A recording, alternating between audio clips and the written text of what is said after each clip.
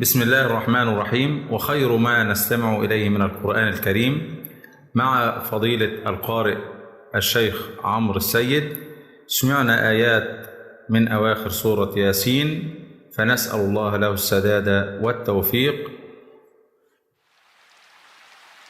أعوذ بالله من الشيطان الرجيم. وضرب لنا مثلا ونسي خلقه قال من يحيي العظام وهي رميم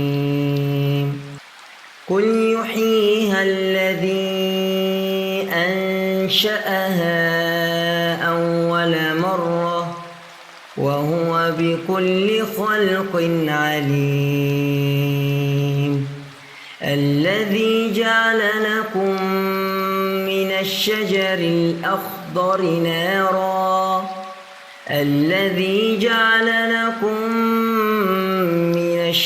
الأخضر نارا فإذا أنتم منه توقدون.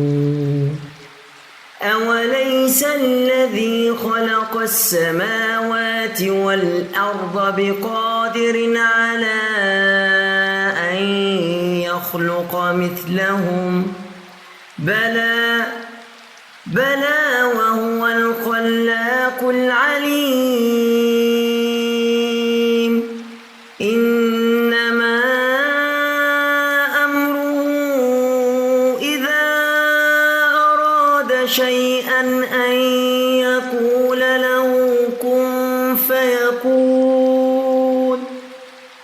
فسبحان الذي بيده ملكوت كل شيء وإليه ترجعون.